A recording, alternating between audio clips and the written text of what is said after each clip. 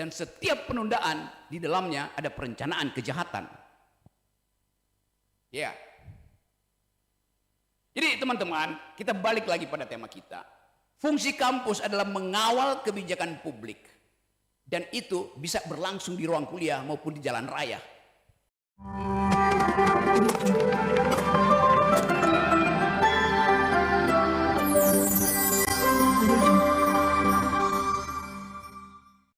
Kita masuk pada isu kedua. Seluruh pejabat publik di era Pak Jokowi menjelang 2024 tidak dipilih tapi diangkat, yang disebut PLT, gubernur, kepala daerah, wali kota, diangkat oleh Pak Jokowi melalui kebijakan Menteri Dalam Negeri. Kan itu yang terjadi kan? Dasarnya apa? Ini pejabat sementara. DKI misalnya, pejabat sementara gubernur beli mobil 2 miliar. Buat apa? Buat kendaraan operasi lapangan, dia bilang. Lalu Jakarta tuh nggak ada lapangan, nggak ada jalan rusak. Dia naik Gojek aja bisa. Kenapa dia mesti beli Rubicon yang harganya 2,5 miliar? Operasi apa? Ada yang nggak masuk akal itu. Kenapa nggak dia beli Gojek aja? Supaya lebih cepat masuk ke lorong-lorong yang sekarang penuh banjir dan sampah. Jadi tidak ada pembenaran etik terhadap public policy. Itu dasarnya. Tadi Pak Rektor bicara tentang wilayah yang dia kuasai, yaitu pengembangan regional, perencanaan regional. Lalu Pak Rektor merasa tidak lengkap kalau tidak bicara politik. Sebetulnya yang tidak lengkap adalah kurikulum tentang public policy di bidang regional. Kalau kita tahu yang disebut kota itu di zaman Yunani namanya city state. Di situ politik diutamakan. Jadi politik mulai dari keinginan untuk membagi keadilan, bahkan tata ruangnya harus adil. Jadi politik adalah kemampuan untuk mendistribusikan keadilan sejak dari perencanaan. Itu yang kita tidak lihat di dalam sistem berpikir kita. Pak Jokowi masih ingin melanjutkan IKN. Dan Anies katakan, Anies Baswedan, calon presiden, oh ya, kita akan lanjutkan itu karena udah ada undang-undangnya. Penjelasan macam apa ini dari calon presiden? Karena ada undang-undangnya maka akan diteruskan. Lalu undang-undang itu dari awal bermasalah karena tidak ada yang disebut sebagai AMDAL. Undang-undangnya aja ngaco. Presiden Jokowi memutuskan pindah IKN. Itu ada keputusan politik final. Lalu dia bilang, tolong universitas lakukan riset AMDAL. Lu udah diputuskan baru bikin riset AMDAL. Apa nggak terbalik otaknya? Kan AMDAL itu mendahului keputusan politik, apalagi di bidang lingkungan. AMDAL disusulkan. Bagaimana kalau AMDAL itu mengatakan itu ada perusahaan lingkungan? Apa mau dibatalin IKN-nya? Enggak. Jadi secara metodologi memutuskan kebijakan publik tanpa riset lingkungan itu artinya seperti menempatkan kereta di depan kuda. Enggak jalan. Jadi logika public policy yang ingin kita gugat dan yang punya peralatan untuk menggugat itu adalah kampus. Itu pentingnya kampus dibuka untuk debat politik. Tapi Pak Jokowi bilang jangan libatkan kampus untuk debat politik. Lalu di mana debat politik itu diajukan? Di panggung dangdut. Apa yang mau dibahas di situ? Pakai main-main tik, Pak, lato-lato. Dan kita lihat ada kegiatan baru di istana, termasuk pejabat publik calon presiden main lato-lato. Laki-laki tolol namanya.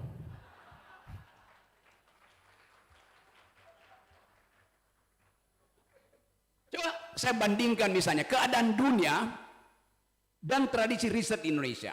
Pak Jokowi mau bangun IKN, artinya ada beton ditanam di situ. Dengan akibat cacing pindah habitat, burung hilang. Karena hutan akan ditebang.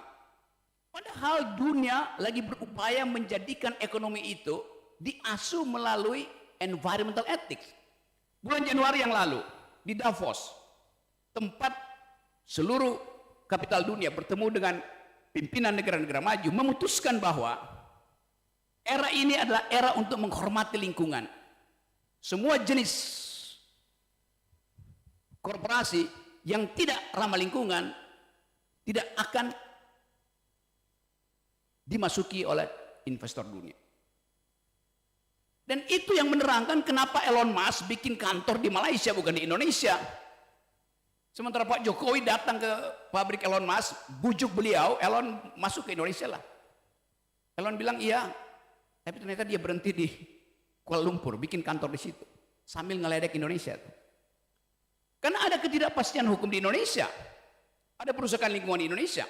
Sementara Elon Musk kalau dia investasi di tempat di mana kerusakan lingkungan, dia akan disu di pengadilan Amerika. Oleh siapa? Oleh milenial dunia.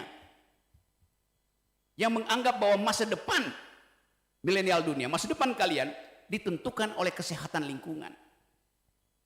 Jokowi nggak paham itu, dan dia nggak paham banyak hal. Jadi kita mau ambil alih sebetulnya energi yang pernah ditinggalkan oleh pemimpin-pemimpin awal kita, oleh founding parents kita. Itu berpikir. Seluruh pendiri bangsa ini adalah intelektual, kendati dia nggak punya ijazah. Ada yang cuma ijazah SMA, nggak ada soal. Jadi di awal kemerdekaan kita dihuni oleh para pemikir yang nggak peduli dengan ijazah. Yang sekarang memimpin, ijazahnya justru dipertanyakan karena dia klaim. Padahal berkali-kali saya terangkan bahwa ijazah itu hanya tanda seseorang pernah sekolah, bukan tanda dia pernah berpikir.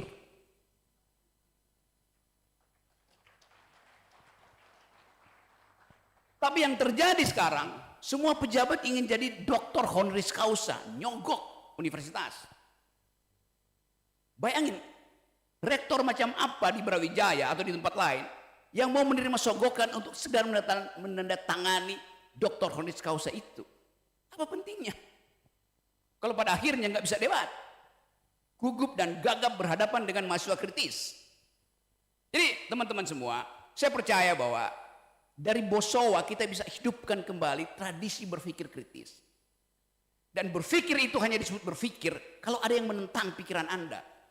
Anda menulis skripsi, nggak ada yang bahas, itu artinya skripsi Anda buruk.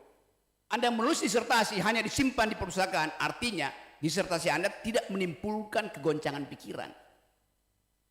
Pikiran hanya disebut pikiran kalau diganggu. Itu bedanya berpikir dan berdoa. Berdoa nggak boleh diganggu. Berpikir harus diganggu. Nah, fungsi kampus adalah mengganggu pikiran politik istana.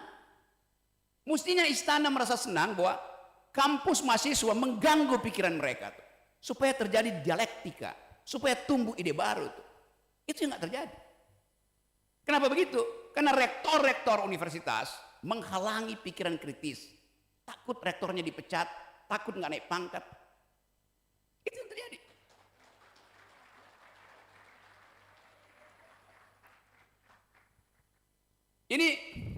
Ini pertama kali sejak setahun ini saya diundang oleh universitas dan saya boleh bicara. Selama ini nggak boleh, Rocky Gerung nggak boleh bicara. BEM berusaha, di ujungnya tinggal 2 hari. Terakhir saya diundang di Universitas Mataram.